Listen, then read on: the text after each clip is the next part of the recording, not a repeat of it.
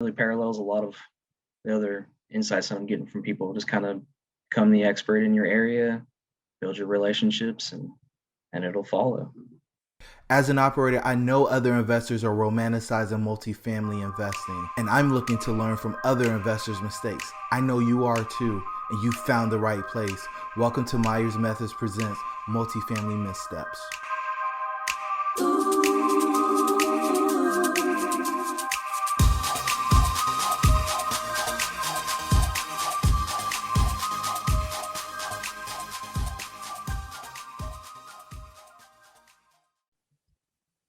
Hey everyone, and welcome to Myers Methods Presents Multifamily Missteps. I'm your host, Jerome, and I've got the pleasure of having John Burg with me today. And this is a special episode. This is the Multifamily Kickstart episode. You guys have been downloading these like crazy. So I think we're just going to continue to do more of these. John, how are things in your part of the world? They're going great. They're going great. Been super busy. We just had our third child. He's 2.5 months old, so we've been real busy over here. Man, that's exciting. So tell the listeners a little bit about you and kind of what your background is in investing, and then we can just dive into whatever Q&A you have for me. Okay, so I'm originally from Cincinnati, Ohio. I live in Tulsa, Oklahoma now. My wife got me out here. Her father's side of the family's from down here, and her mother's side's from up there. So we went to school together and dated off and on. And long story short, we ended up together and got pulled down here. I enjoy it down here. And as far as investing goes, I'm complete newbie. I've been educating for a couple years, and as of recently, I've really kind of popped off, started networking with people and finding people that would be interested in partnering, and started underwriting some deals and trying to get myself in the space, looking for something that makes sense and somebody that's willing to work with me on it. Outstanding. And so you've taken the first step, was getting some education. How'd you bridge that gap? Well, it started a couple years ago. I was wanting to find something different, found bigger pockets, started looking at single family, Brandon Turner talking about all those rental properties. And then I came across a blog post of his about a triplex that he had bought three houses on the same property. And, just this light bulb clicked off, 3 properties in one, 3 rents, and then from there, the education just went further, got into, well, how would you do apartments? And then I found Rod Cleef's podcast, and I've been listening to Rod Cleef for a while. And, he's really been pretty instrumental in my development. He not only does he talk about how to get into multifamily, what the process is, and what all that is and entails, but he also talks about mindset. And man, if you don't get the mindset half of everything, it's, you're not going to get anywhere. I spent a long time in analysis paralysis, just thinking like, okay, I got to get this perfect. I got to understand everything. I got to know it all.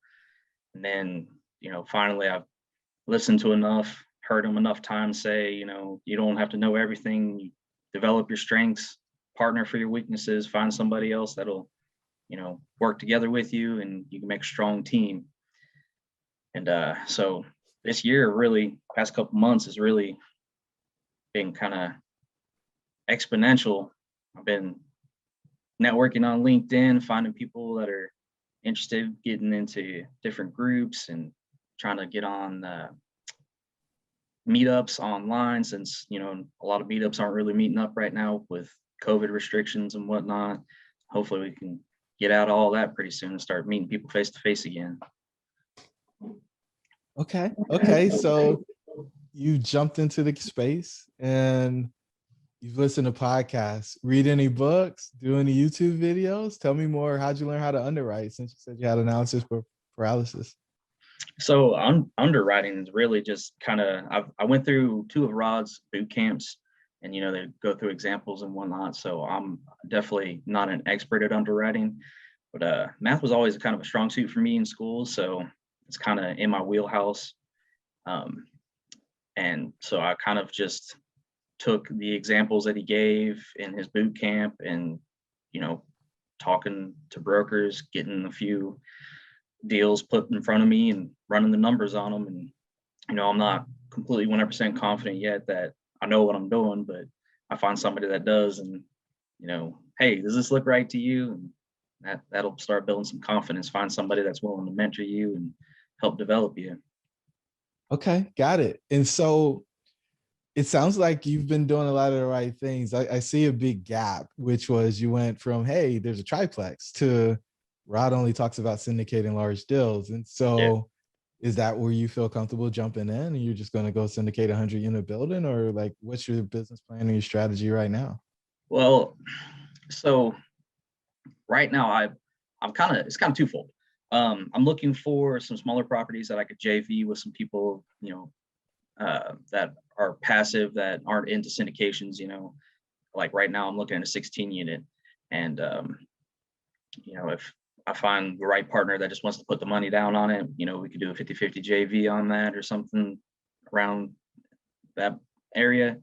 But also, if I could find myself some sweat equity, find a deal, underwrite it, nobody else has seen it, bring it to a syndicator, get on the team, that would be great for me too. My W-2, I'm in healthcare, and I do facilities and equipment maintenance and things of that nature. So I have been involved in remodels and from ground up facility builds and things like that. So project management, um, things like that, I feel pretty comfortable with. I could come Uh-huh. in, step in, and say it was a big value add syndication deal. I feel comfortable that I could step in and project manage a GC, doing that type of thing. So it's just about making the opportunity to get you in the door. Now that part's interesting because your day job is going to be in a way of you being able to do that in any real capacity, if I'm not mistaken, right? I mean, you got a It's pretty demanding definitely, job. yeah, it's definitely a tight spot for sure. Okay. And But I've got big so, dreams. no, and I'm not trying to dash them at Oh, I'm all. I with you. just know the burden. Yeah, Um, for sure. and I mean, to be honest with you, I don't know if that's what you want for your multifamily investing career. One thing I'll offer a word of caution: when you say JV, you need. I'm not an attorney, but every attorney that I've listened to talk and every attorney that I've talked to, when you talk about JVs, everybody's got to be active. And Yeah, so using the word passive investor and JV, those two things don't go together. Passive investor is going to be somebody who's buying a security, and usually that's some form of a syndication. So be I extremely guess I should careful. qualify it a little bit more as not 100% passive, but somebody that doesn't want to be, involved in every aspect. I guess more boots on the ground. Um, like like I've been talking to some out of state people, and they wouldn't be 100% passive. They'd be involved making decisions, things of that nature. But they're obviously not here to handle day-to-day tasks. Yeah, I mean Oklahoma's a great market, and I shouldn't say Oklahoma. I should say Tulsa. I hear great things about Tulsa and Oklahoma City, and I think there's one other market that's pretty attractive out there in that state as well. But I've kind of rambled. What questions can I answer for you? How can I help get you kickstarted? So I guess really where I'm at now is I've been networking. I'm in healthcare. I know doctors. I know some lawyers, trying to network with people like that. And I want to start building an investor list. I guess so. How does one go about creating that aspect of their business? The aspect of the business being the relationships, or what do you Like, mean by that? so building an investor list so you have capital to put in a deal. So that is usually tied to some form of a lead magnet where you're offering them something in exchange for their email. Now, digital marketing is probably one of the most important but toughest skills to master in the industry. And it doesn't really matter what you're doing, whether you've got something to sell or you've got an opportunity to pitch. What I found is the majority of people build their list by going on podcasts, doing webinars that are educational to attract people who are interested in X, Y, or Z, and then speaking at different real estate investment associations. And the one that I think is probably underutilized is partnering with 1031 exchange company, well, not 1031 exchange companies, but self-directed IRA companies, and providing some educational content to those folks. Now, this is going to be somewhat chicken and egg. And the chicken and egg piece of it is really tied to they're going to want you to have some form of track record before they introduce you to the folks that are on their list. For sure. But the short answer to the question, and there's a lot of moving parts around it, is you have to have something to offer to people in exchange for their email address. That's how you build the list.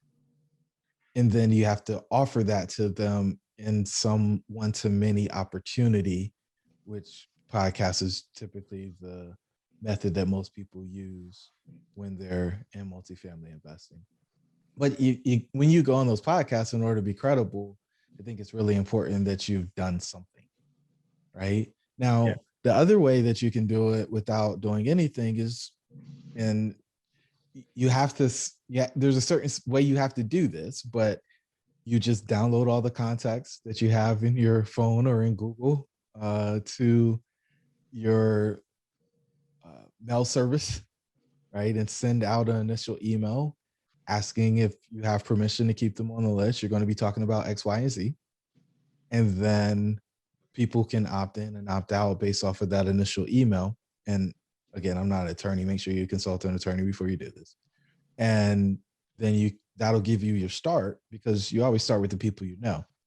And then you can ask for referrals or recommendations. And, if you've got some good content, then people usually get pretty excited about that and sharing it with other people because they don't have access or exposure to it. And the thing that I've gone to is, hey, who do you know that owns an apartment? And that list gets pretty short, at least it did in my world. And so from there, people get intrigued and curious, and you can start talking about, well, what if you own an apartment? Kind of go down that line. Now, with that said, educating people who don't have any touch points with what you're doing is the longest way to money. It's the longest tail activity, because you got to educate them so they get comfortable and then move them to the next phase. And so going to talk to people who already have that experience, they're already comfortable with the investment. Now they got to get comfortable with you. Okay. So two strategies, but kind of similar outcomes. And it's really just starting with what you have. The other way outside of podcasts that I see people grow their list is building a big social media following. And there's one other, but there's a tremendous amount of risk to it. And I think you probably want to have one or the other before that. And that's conferences, and I'll lump those in with meetups. Conferences and meetups give you opportunity to gather folks, be seen as somebody who's a mover and shaker. Conferences typically cost money to put together. Meetups are a lot less. I mean, you can get a meetup.com account for like $69 or something and be good to go. So I guess on the backside of that, without getting into questions that a lawyer would have to answer, what do the rules look like when you're bringing people in? You listen to podcasts and stuff, and you hear people talk about the 3-touch rule, things of that nature. When you're bringing people in that you potentially want to invest with you, what's the backside of that look like before you can present them with a deal? A lot of people want to be profitable multifamily operators but lack the knowledge, deal flow experience, and capital to be successful. They often try to overcome these challenges out of order, slowing or eliminating their ability to get their next deal done. We've developed a framework that allows them to gain the knowledge they need to find profitable deals. When they do, they create the time and location freedom, as well as the generational wealth they desire for their family. The Myers methods of multifamily investing have proved to be the fastest way to establish credibility and profitably grow an apartment portfolio. If you want to know more about our 4-step process, jump over to myersmethods.com to get our free 4-step guide to getting into multifamily investing. Let's get back to the episode. I always back this one up to most people are more willing to leave your kids with you than they are their money. I mean, you think about it, somebody, you're usually asking $25,000 or more, right? And so if you meet somebody and you don't have a real relationship with them, you ask them for $25,000, they'll kind of look at you like you're crazy. But if you've got a kid and they've got a kid, it's like, oh yeah, you can just leave your kid here. They're more likely to leave their kid to hang out.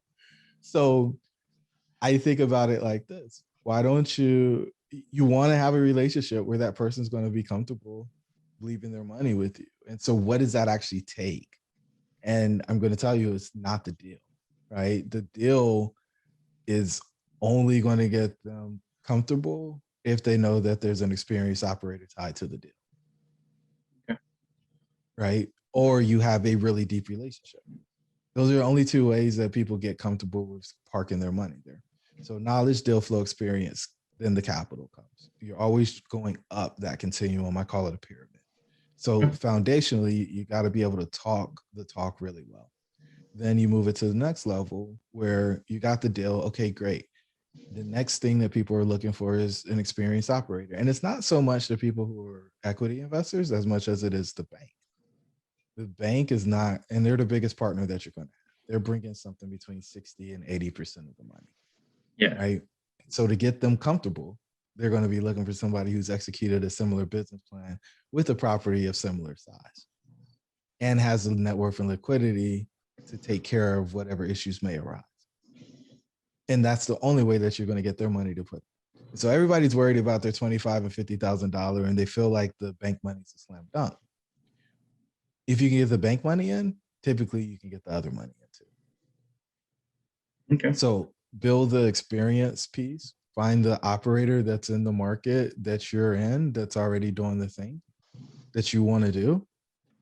Find the deal that makes sense to them, and capital will follow them, whether it's your partners or people that they already have access to.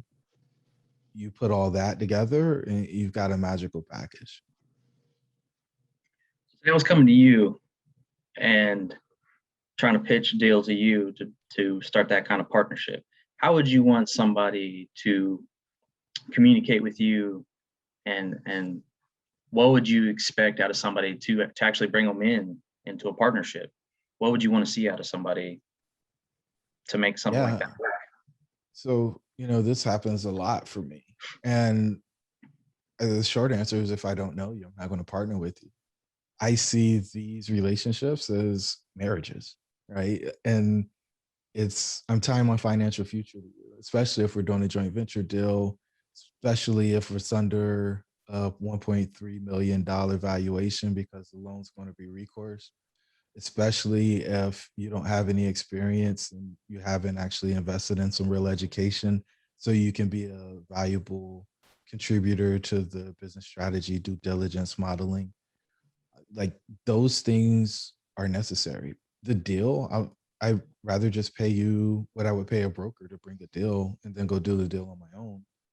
And so really getting to know the person, building a real relationship, a meaningful relationship that gives me a understanding of who you are as a person, right? Making sure that our values and morals are in alignment, and understanding like what your end goal is and seeing how that overlaps with what we're trying to accomplish in our business. And if that works and we find that sweet spot, then there's opportunity for us to do a deal. But, the worst partnership, the reason that most deals fall apart is because a partnership dies. People stop communicating, people don't see the world the same way, and it's hard to make decisions. And that just leads to the thing spiraling out of control and people selling their deal at a discount because they just don't want to work with that person anymore. And those are those deals that we love to buy. Yeah. Yeah. So, a lot of what I'm hearing from you right now, and this education that I hear from other places, man, it's just relationships. You got to build that trust, build a relationship with somebody before you can ever do anything else with them. Does that make sense? Yeah. And I mean, think about it. If you were going to go buy a Subway franchise, would you go do it with a stranger? Yeah. Right. I mean, you talked about the way that you and your wife ended up getting to the place where you got the baby and you've been married and you've made the move. This is a very similar decision. For most people, their apartment building that they buy is going to be the biggest financial investment that they've ever made, biggest single investment, right? If you're on the hook for $500,000 or $1 million or $10 million, whatever the number is, it's a really big number. and there's some sort of guarantee that comes back to your home if this thing doesn't go right. You want to know that the person that you're partnering with has your back and is going to do everything that they can in order to make sure that this thing is successful. Because once you're in, the only way out is through. Somebody trying to break into the game like me, what would be your best advice of what would be the process that I should be looking at to most beneficially get into multifamily and find those relationships and build those relationships with people? Yeah. So I think the majority of the educators out there have some form of community where you can engage with other folks who are on the same journey as you. The boot camps are nice, but I mean, they're a weekend and then they're over. And so going through something that's multi-month, engaging in the weekly meetups. And I mean, you're already doing some of these things, so that's outstanding, right? Engaging in the weekly meetups or the monthly meetups that people have. And the great thing about COVID is you can drop in anywhere in the country. So if you weren't going to invest in your own backyard, then you could meet somebody in the market because there's somebody conducting a meetup in that market. The other thing, because it looks like you're interested in people who have capital to be partners in the deal with you, is go to meetups that are in money states, right? New York, California, get connected with folks in those states who they have capital to place. They're probably already comfortable with the investment. And that right there puts you in this place, especially if they're interested in your market. But you want to become known as John who invests in Tulsa, Oklahoma. And that way, anytime a deal comes up that's tied to Tulsa, Oklahoma from somebody who doesn't live there, they're going to say, hey, John, I got a deal. I don't know if it works or not, but I got something. I want you to look at it. And the opportunity for you to become that source is outstanding. You know, my friend Logan Freeman, he's called Mr. Kansas City, and people joke about him being more famous than Patrick Mahomes, right? He's a pro football player, and I just love the fact that, I mean, he's established himself as the guy who has 1031 exchanges. He helps 1031 exchanges come to Kansas City and buy multifamily deals, and the bigger the better, right? And so if you can establish a reputation as that person, then when those things come up, it's going to trigger people to think about you so that you can get access to whatever opportunities are out there that other people may not get opportunity to see.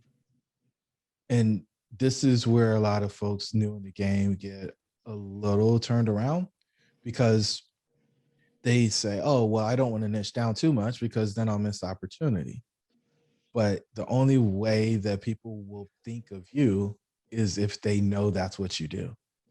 And if you go out and you say, oh, well, I invest in Oklahoma City, Dallas, Fort Worth, Tulsa, Charlotte. Well, when people talk about the Carolinas, they say, I invest in the Carolinas. They buy Greenville, Greensboro, Raleigh, Fayetteville, Charlotte, Greenville, South. They buy all of the Carolinas. People can't help you when they don't know what you're looking for. Does that make sense? Yeah, for sure. So, establish that reputation and just continually talk about it. When you introduce yourself at the meetup, because most folks go around, I'm John. I'm doing deals in Tulsa, Oklahoma. If anybody's interested in a market, I'm your man, right? And you do that over and over again, and people are going to begin to recognize you as the person that is in Tulsa, Oklahoma. So if they have a question about the market, yeah, call John, right? If there's a deal that comes up, John, have you seen this one? And that established, and that takes a little bit of time, right? It's not instant, but once you get through that and people start thinking about you in that way, you end up in a really good spot. Okay.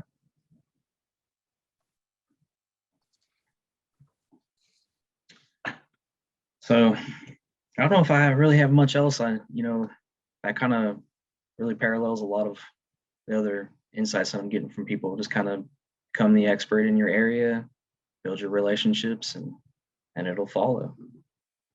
Yeah. I mean, I guess the last thing I'll say, John, is, you've got to do one of three things, right? Podcast, blog, or meetup. right? And by creating that content, that allows you to become a thought leader. Now, doesn't mean that you're the expert. It just means that you're around the experts. Mhm. And eventually, through doing those things with the experts, you will become the expert because you're niche down on this thing and you're the go-to person for that solution, right? I can't think of anybody who's in Tulsa, Oklahoma right now in my network. So if something comes up, John's your guy for me right now because of this interaction. Yeah, that makes sense for sure. Well, shoot, man, I appreciate you jumping on with me today, and hopefully you got some value from this. And I know the listeners will because they're all asking the same questions, man. So thank you so much. Yeah, thank you. I appreciate the time. Yeah, I'm man. loving what you're doing, bringing newer people in and kind of getting some early on, some insights from people as they're building it. You know, a lot of these podcasts, you hear somebody that's, oh, I've got 3,000 doors now, and it's kind of a little bit too far removed for you to really be able to connect to the story. But hearing some stuff about people starting out, it's good stuff. Yeah, man. That's the game, right? Everybody romanticizes multifamily investing, and it's just big, and you go from 0 to 30 million units in a month. And if it's not happening for you, there's something wrong with you. That's just not the experience for most people. A lot of people are taking a year to 3 years to get their deal done. And, people get discouraged when they hear all of these other podcasts. And so it's just my goal to help people stay encouraged and get to the next phase. And so we'll wrap this episode with that. And to the listeners, the pack is with you. We'll talk to you soon. A favor, give us a 5-star rating, give us a review, and share this with somebody who's interested in multifamily investing. Until the next time, the pack is with you.